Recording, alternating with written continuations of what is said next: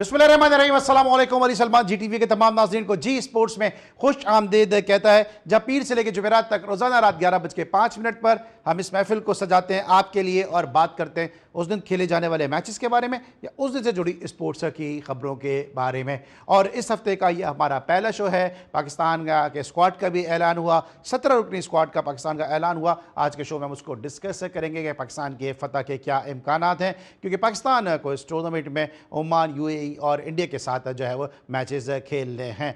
12 सितंबर से पाकिस्तानी कैंपेन का आगाज़ होगा और 14 सितंबर को बड़ा मुकाबला, बड़ा टाकरा होगा पाकिस्तान और इंडिया के दरमियान। आज के शो में डिस्कस करेंगे पाकिस्तान क्रिकेट के मामलात को और साथ साथ पाकिस्तान की सिलेक्शन को। मेरे साथ इस वक्त मौजूद हैं एक ऐसे पाकिस्तान के नामवर सितारे के जिनके तस्करे के बगैर पाकिस्तान की ऑफ स्पिन बुक कभी भी मुकम्मल नहीं हो सकी। जहाँ जहाँ उनकी बॉलिंग की ज़रूरत पड़ी वहाँ उन्होंने अपनी उम्दा और प्रूफरेब बॉलिंग के जरिए पाकिस्तान को फतुहात दिलाई, और जहाँ जहाँ बैटिंग में पिच पे रुकने की ज़रूरत पड़ी वहाँ पे नासिर ने विकेट पे स्टे भी किया, बल और साथ जहाँ पे सिंगल की ज़रूरत पड़ी वहाँ पे तारीखी सिंगल भी लिया, जहाँ पे जावेद मियां साहब को छक्का लगाने का मौका भी मिला। मेरे साथ मौजूद हैं बेंगलोर के हीरो तौसीफ अहमद साहब, शो में खुशामदीद कहते हैं। अस्सलाम वालेकुम तौसीफ भाई। जी वालेकुम सलाम अली, बहुत तौसीफ भाई, टीम पे डिस्कस करेंगे, तैयारी कर आए, सब होमवर्क है पूरा?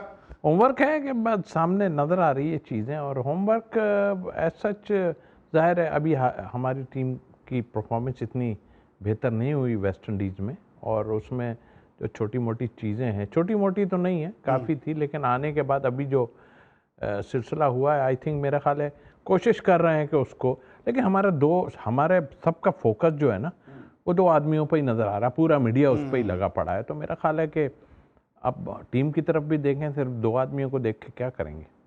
ठीक है, इसको मज़ीद ज़रा डिस्कस करेंगे, लेकिन सबसे पहले प्राइम का फॉर्मेट, आज की टॉप स्टोरीज। बाबर और रिजवान दीगर खिलाड़ियों की तरह खेलेंगे तो जरूर T20 खेलेंगे। मुंतखब करदा 17 रुकनी स्क्वाड भारत समेत किसी भी टीम को हरा सकता है, आकिब जावेद। 3 मैचेस की कारकर्दगी पर बाबर आजम की फॉर्म को जांचना दुरुस्त नहीं, बाबर आजम अच्छे खिलाड़ी हैं, हेड कोच माइक हैसन। 3-4 माह से टीमें मेरिट पर ही बन रही हैं, परफॉर्मर्स को मौके मिल रहे हैं। न सिर्फ सैफ अफ्रीदी टूर्नामेंट बल्कि एशिया कप भी पाकिस्तान टीम अपने नाम करेगी, अब्दुल रज़ाक। सैफ अफ्रीदी और एशिया कप के लिए अच्छी टीम का ऐलान हुआ है, उम्मीद है अच्छा परफॉर्म करेगी, साबिक कप्तान सरफराज अहमद। एशिया कप के लिए टीम सोच समझकर बनानी चाहिए थी, भारत के खिलाफ मैच को मद्देनजर रखते हुए टीम बनाना जरूरी है। कामरान अकमल ने कहा कि बाबर आजम और रिजवान को टीम में होना चाहिए था। अब्दुल समद की जारहाना सेंचुरी, पाकिस्तान शाहीन्स ने मेलबर्न रेनिग्रेड्स को 73 रन से हरा दिया। एशिया कप में पाकिस्तान और भारत का मैच नहीं होगा, मैं एतमाद के साथ कहता हूं कि भारत नहीं खेलेगा, साबिक भारतीय क्रिकेटर केदार जादव। उस्मान तारिक ने CPL में डेब्यू यादगार बना लिया, पाकिस्तानी स्पिनर डेब्यू पर ही 4 विकेटें ले उड़े।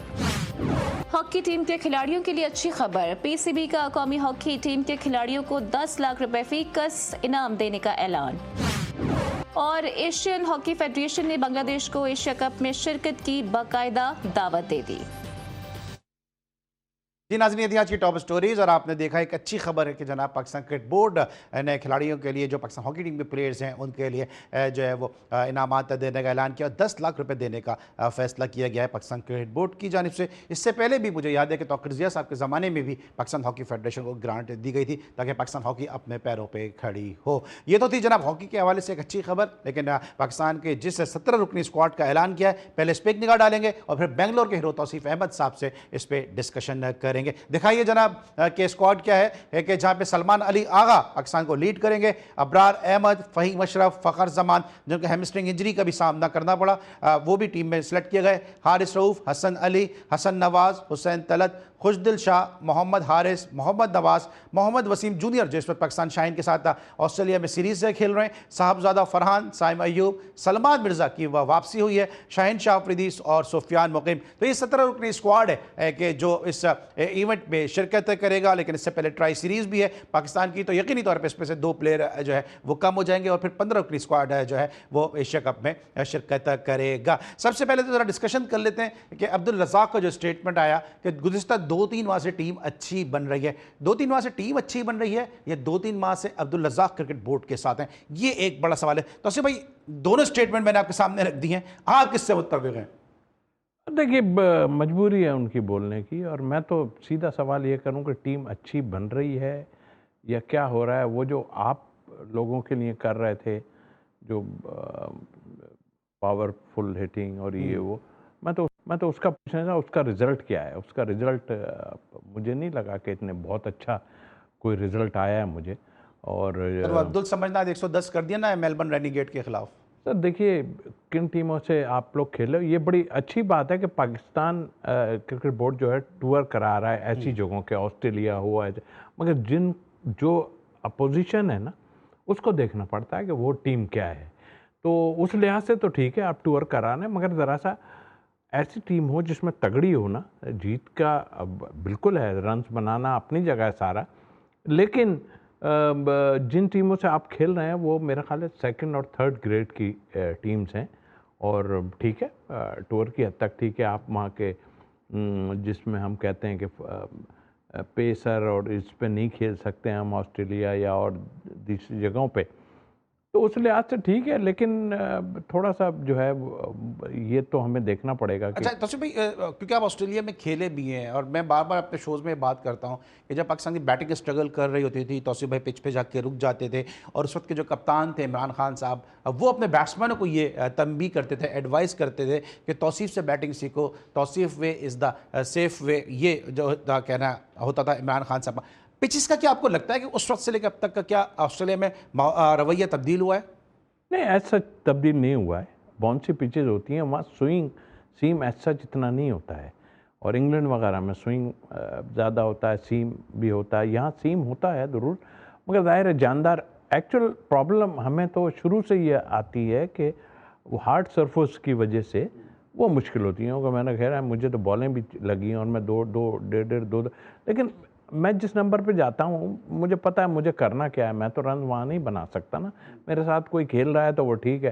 सरवाइव करना ही वहाँ बड़ा मुश्किल होता है, क्योंकि हम ऊंची आती हुई गेंद को, यानी कि जिसमें गेंद का उछाल हो, वो आप हमारे लिए अभी तक मुश्किल है। इनको ये भी नहीं पता होता कि देखिए जहाँ नीचे गेंद है ना, मेरी अपनी थ्योरी है, मैं बैट्समैन नहीं हूँ, आप जहाँ नीचे गेंद रह रहा है ना, वहाँ इतना आप बल्ले का लिफ्ट इतना बड़ा नहीं होना चाहिए, क्योंकि वो तेज़ आती है। फिर जब तक यहाँ आप आते हैं ठीक है, एडजस्ट कोई कर जाए अपनी जगह, मगर ये तो एक टेक्निकली चीज़ है कि आपको पता है कि जो हम बांग्लादेश में खेल रहे हैं नीचे रह रहा है बॉल, या अब वेस्ट इंडीज़ में खेल रहे हैं नीचे रह रहा है बॉल, तो आप अभी तक देखें, मैं बैट्समैन नहीं फिर कह रहा हूँ, लेकिन मैं बता रहा हूँ बाबर का तो प्रॉब्लम नज़र आ रहा है, वो गेंद के ऊपर ही नहीं जा पाते, वो खड़े खड़े नीचे से खेल रहा है ना।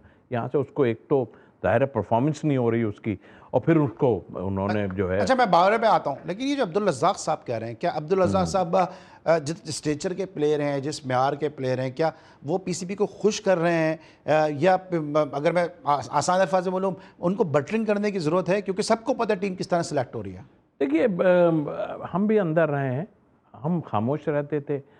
ये अब थोड़ा सा आगे पीछे मस्का पॉलिश लगाना तो ज़रूरी हो जाता है ना, क्योंकि आप हैं और फिर इतना कुछ ले रहे हैं, इतना वो कर रहे हैं, और फिर ज़ाहिर है सरफराज भी उसमें मौजूद हैं, वो ठीक है। वो टीम पे तो मैं ऑनेस्टली इस टीम की बात कर रहा हूँ, बाकी उनकी बातें अपनी जगह हैं। टीम में ऐसा जितनी बुराई नहीं, एक दो प्लेयरों आगे पीछे हो सकते थे, बाकी स्क्वाड अच्छा बना है आपको। और ये स्क्वाड ज़ाहिर है देखिए best available player, best available भी है। और फिर हम ऊपर से नीचे तक देखें तो हमें जो है नीचे आन के कोई हिटिंग करने वाला भी हमें नज़र आया है कि हिटिंग कर सकता है वो हमारे सामने, लेकिन इनको प्रूफ करना पड़ेगा।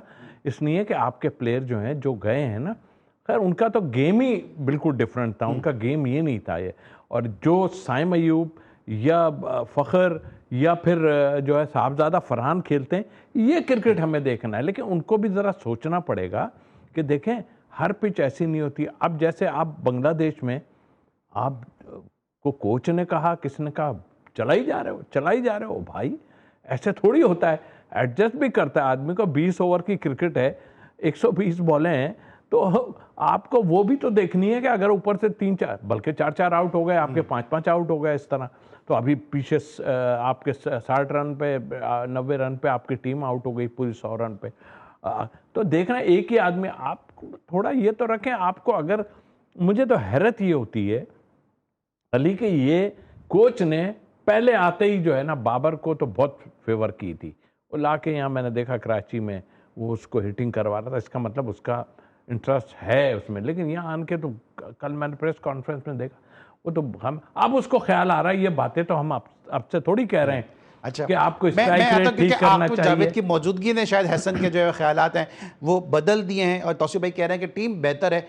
इस टीम के हवाले से कामरान अकमल का ये कहना है कि जनाब क्योंकि इंडिया से मैच है, प्रेशर मैच होगा, सिचुएशन डिफरेंट होगी, तो यहाँ पे बाबर और रिजवान की जगह इस टीम में बनती थी। तौसीफ भाई कामरान अकमल के इस स्टेटमेंट से किस हद तक अग्री करेंगे या डिसएग्री करेंगे, ये हमसे पूछेंगे एक छोटे से ब्रेक के बाद।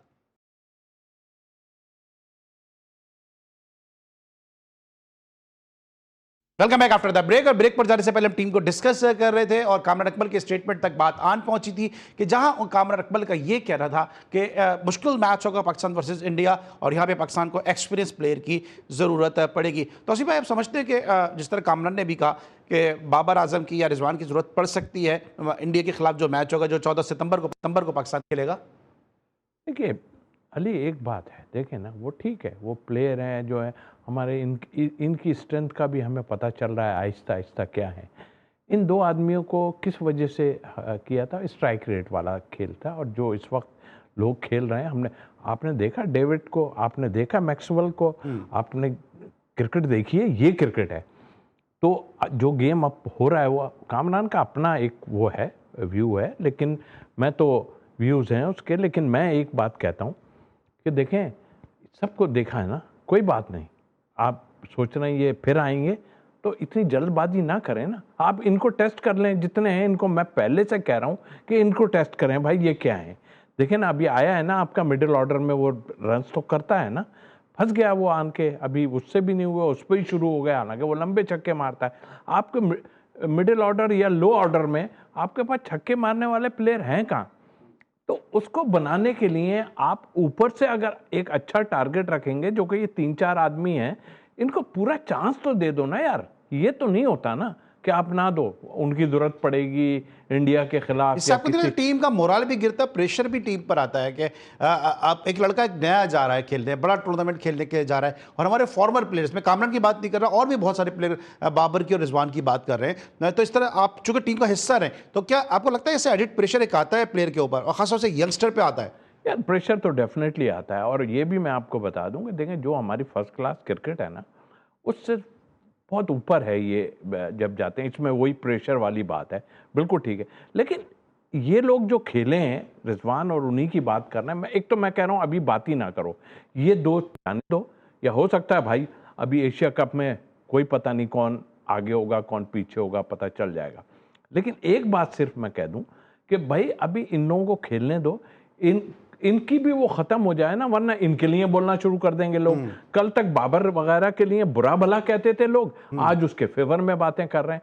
मैं उन्हें बुरा भला नहीं कहता, मैं ये कहता हूं कि जो चीजें हो रही थी वो अप टू द मार्क नहीं थी।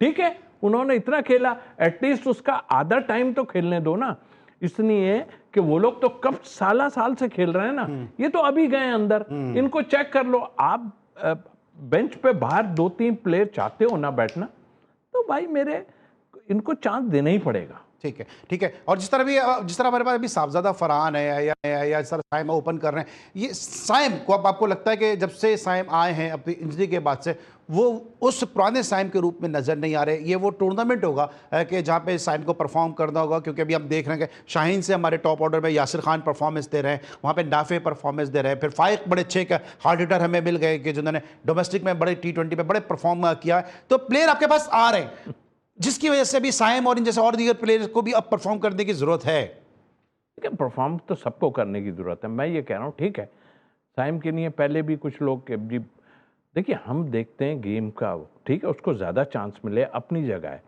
लेकिन उसको भी सोचना पड़ेगा। ये नहीं कि मैं उसकी फेवर की बात कर रहा हूँ, मैं शर्जील को क्यों पसंद करता था, मैं उसकी फिटनेस को नहीं देख रहा, उसका कुछ नहीं, मैं देख रहा था कि उस फॉर्मेट में क्या था, वो किस तरह की क्रिकेट खेलता था।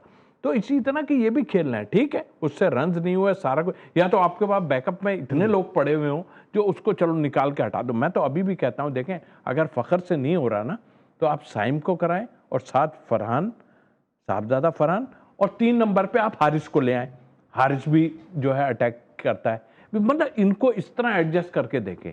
और आपको टीम ही बनानी है ना, हारिस नीचे नहीं खेलेगा, नीचे ले जाने का फायदा ही नहीं है उसको। अगर आप टीम के साथ रख रहे हो तो उसको ले जाने का कोई फायदा नहीं है। तो टीम बनानी है तो यार मुझे तो हैरत होती है इन लोगों पे बैठ के। ठीक है बड़े प्लेयर हैं, कह रहे हैं बड़े प्लेयर, एक टेस्ट खेला हुआ भी यार प्लेयर होता है। अब कभी ये कह दे तो इनका होना जरूरी है, उनका होना जरूरी है। ओ भाई किस लिए कर रहे हैं हम ये सब? इसलिए कर रहे हैं कि हमारी बेंच पे फिक्रें ना पड़ी हो किसी को कि भाई, और फिक्रें पड़ रही हैं कि पीछे एक आध प्लेयर साहबजादा जब से आया कि लोगों को फिक्र नहीं पड़ी क्या? पड़ी तो है ना। अब इनका फर्ज है जो ये खेल रहे हैं कि भाई तुम ऐसा कर दो कि ये जो जिनके नाम लिए जा रहे हैं उनके नाम कोई ना ले। अच्छा तो भाई इससे पहले कि जरा क्विकली मुझे बताएगा, क्योंकि फिर मुझे बाकी प्लेयर को भी डिस्कस करना है। जिस दौर में आप खेलते थे या जिस दौर में पुरानी क्रिकेट होती थी, मैनुअल के मुताबिक क्रिकेट होती थी, गेंद को देख के खेलो, अब ये जो नो लुक शॉट आया है, ये भी आपको लग रहा है कि थोड़ा सा इसको साइन को डिस्टर्ब कर रहा है? क्योंकि नो लुक शॉट के चक्कर में गेंद को बगैर देखे हिट करना, ये इनके लिए प्रॉब्लम बन रहा है। देखिए प्रॉब्लम तो पहले तो कहा ही नहीं जाता था। ये जो रिवर्स स्वीप और ये सब जो कह रहे हैं ना कि वो रिवर्स स्वीप आ गया, ये आ गया फलाना, जावेद मियांदाद उस टाइम में मार देता था।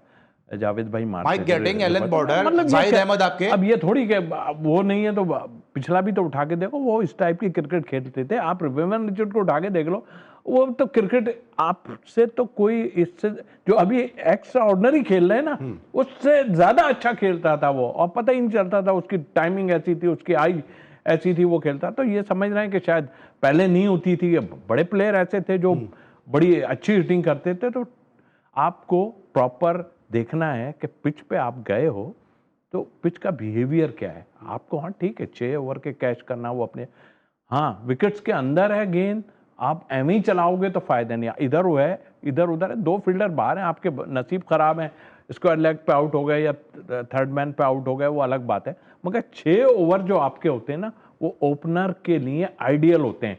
वो अच्छा भला स्कोर कर सकता है, लेकिन थोड़ा देखभाल के, ऐसा नहीं पिच भी नहीं देख रहे हैं आप। मैंने बांग्लादेश में देखा, पता नहीं कोच ने कहा, किसी ने, मैं वो वाली क्रिकेट दिखाना चाहता हूँ, मैं वो जो है बता रहे थे कि न्यूजीलैंड का कोच जो है वो मेरा जो है वो आइडियल था। तो भाई ये जिस टीम को तुम संभाले हुए हो ना, ये टीम में वो लड़के नहीं है जो तुम समझ रहे हो जिसको।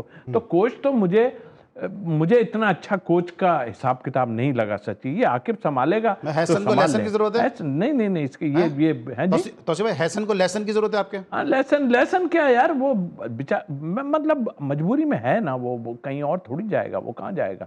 उसको इन लोगों ने सबने रख लिया है साथ के, एक कोच है हमारे पास।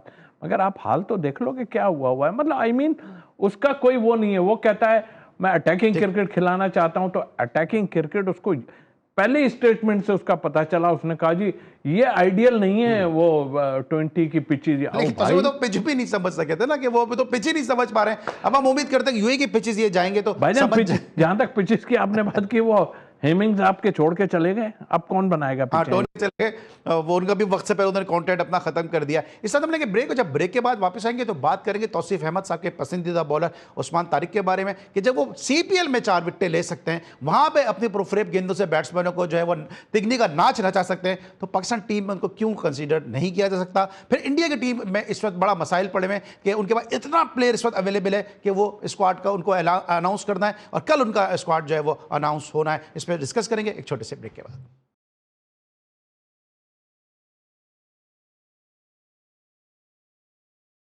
Welcome back after the break. और ब्रेक पर जाने से पहले हम डिस्कस कर रहे थे टीम पाकिस्तान को। आकिब जावेद साहब ने जब मीडिया से गुफ्तगू की, माइक हैसन उनके बराबर में बराजमान थे, तो उन्होंने कहा कि वो टीम है कि जो इंडिया को शिकस्त दे सकती है। तौसीफ भाई आप इससे किस हद तक मुत्तफिक हैं कि ये वो टीम है? क्या वाकई इंडिया की एक मजबूत टीम को, कि जहाँ पे उनको इस पर सिलेक्शन के मसाइल हैं कि किसको सिलेक्ट करें, किसको ड्रॉप करें, क्योंकि जिस तरह से संजू सैमसन बड़ा ज़बरदस्त आगाज़ कर रहे हैं, उनकी ओपनिंग पेयर उनका सेट है। यहाँ पे शुभमन गिल का एक मसला पड़ा हुआ है कि क्या शुभमन गिल भी खेल सकेंगे या नहीं खेल सकेंगे। फिर फास्ट बॉलिंग में उनको मसाइल हैं कि कुलदीप को सिलेक्ट करें या उनके साथ जो दूसरे जो स्पिनर उनको सिलेक्ट करें, तो वहाँ पे सिलेक्शन का बड़ा मसला है कि किसको करें किसको नहीं करें। और दूसरी तरफ हमारी ये टीम है जिसमें अनसर्टेनिटी है। आकिब जावेद की स्टेटमेंट से आप मुत्तफिक हैं?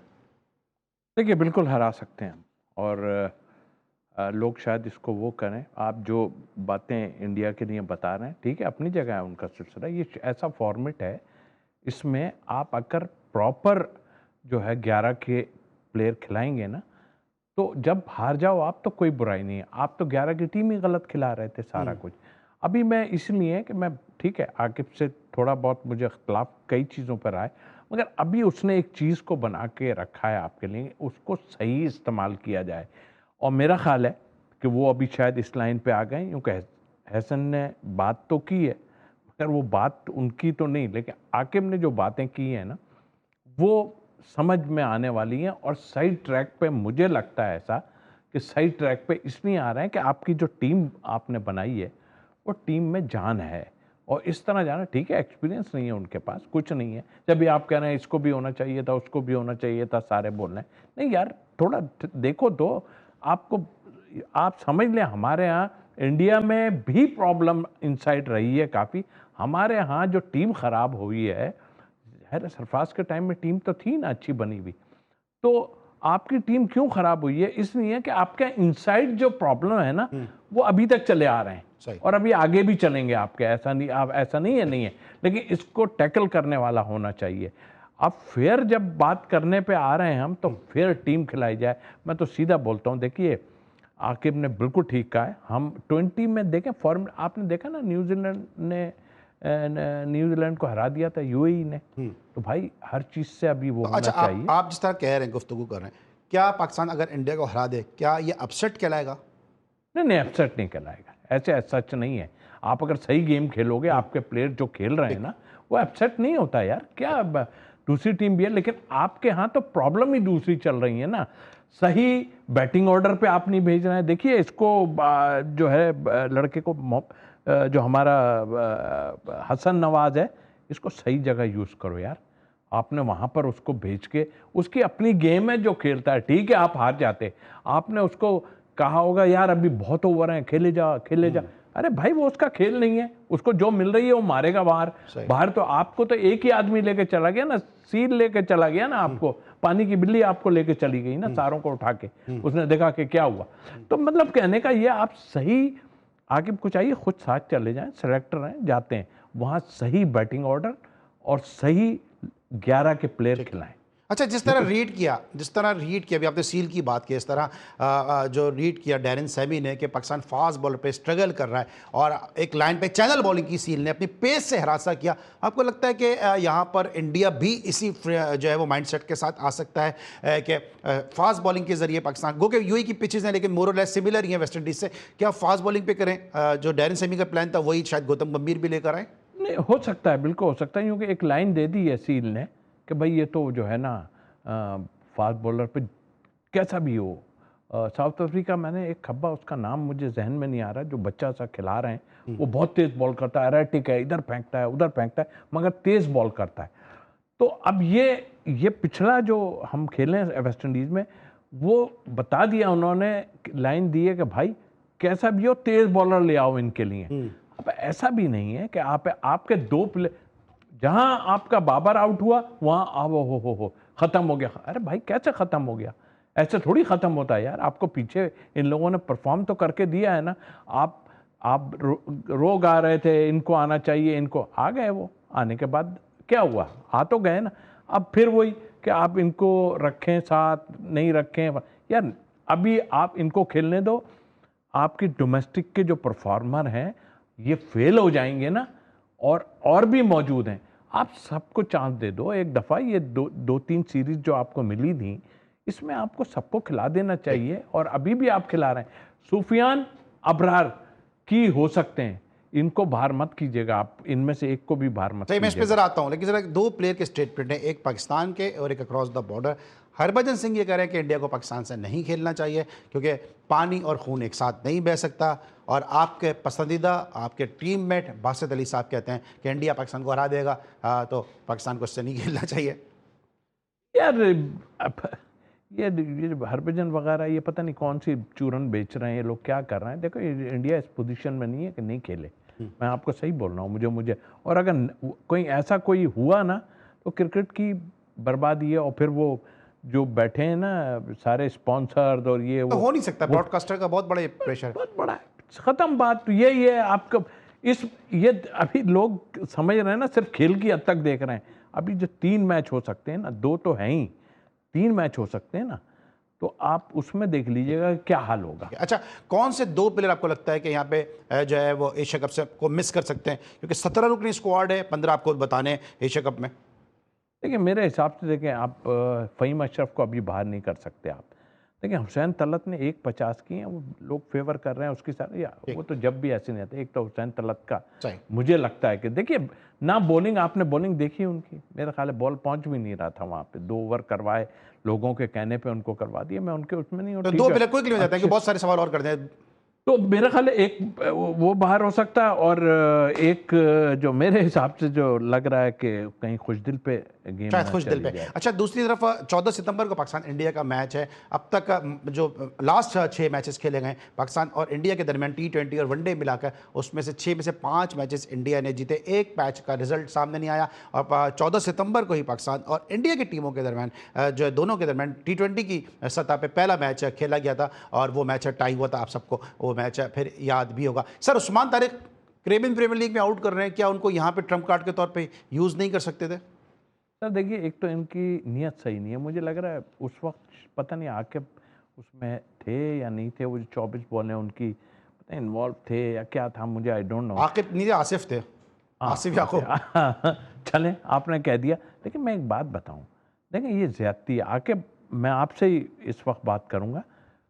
आप उस यहाँ कौन से बहुत मुझे किसी ने बोला यार वो फील्डिंग, भाई फील्डिंग और उसका क्या लेना देना तुम्हें यार।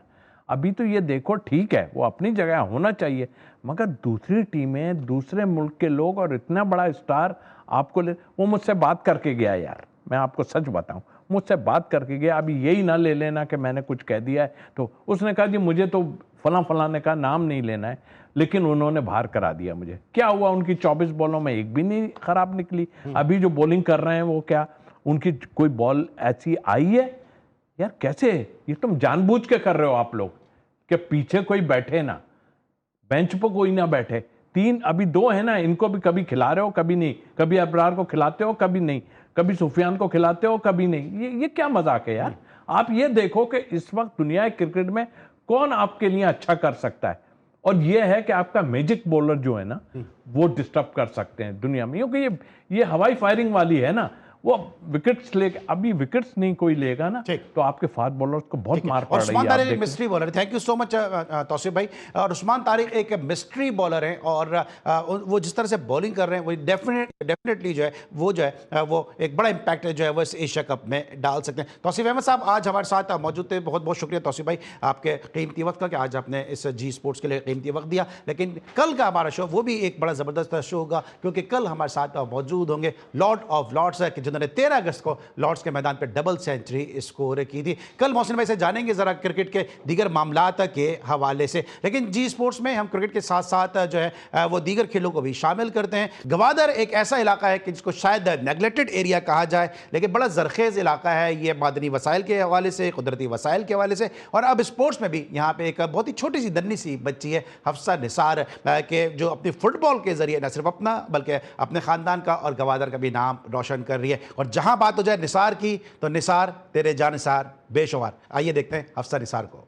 बलूचिस्तान के साहिली शहर गवादर से एक नई दास्तान रकम हो गई। बलोच वार्ड की 14 साल होनहार खिलाड़ी हफ्सा निसार ने नॉर्वे में मुनक्किदा फुटबॉल टूर्नामेंट नॉर्वे कप में शानदार कारकर्दगी का मुजाहिरा करते हुए बलूचिस्तान और गवादर का नाम आलमी सतह पर रोशन कर दिया। ये सिर्फ एक खिलाड़ी की कामयाबी नहीं, बल्कि बदलते हुए गवादर की तस्वीर भी है। हफ्सा निसार न सिर्फ फुटबॉल के मैदान में महारत रखती है, बल्कि तालीम में भी नुमाया कारकर्दगी की हामिल है। हफ्सा निसार को इस मुकाम तक पहुँचाने में DFA गवादर के सदर मीर अरशद कलमती, खास तौर पर इनके वालिद निसार बरात और इनके चचा व कोच इजाज बरात का अहम किरदार है, जिन्होंने इनकी तरबियत और हर कदम पर साथ देकर इन्हें इस मुकाम तक पहुंचाया। हुकूमत को चाहिए कि वो बलूचिस्तान की इस बेटी की भरपूर हौसला अफजाई करे, ताकि ये बच्ची दूसरों के लिए मशअल राह बन सके। बुशरा कमर, GTV न्यूज़, गवादर। जी नाज़रीन, आपने गवादर से बुशरा कबर की रिपोर्ट देखी, और बुशरा कबर बड़ी तनदही के साथ बलूचिस्तान के खत्ते में जो स्पोर्ट्स होता है उसको जो प्रमोट भी करती हैं और लाइमलाइट पे भी लेकर आती हैं। तो credit goes to Bushra Kabar. और साथ साथ जी स्पोर्ट्स का भी एक खासा रहा है कि जी स्पोर्ट्स भी इस किस्म के तमाम इवेंट्स को कवर करता है। आज के लिए बस इतना, इंशाल्लाह कल एक दफ़ा फिर मुलाकात होगी। अली सलमान को इजाज़त दीजिए, अपना बहुत ख्याल रखिए, अल्लाह हाफ़िज़।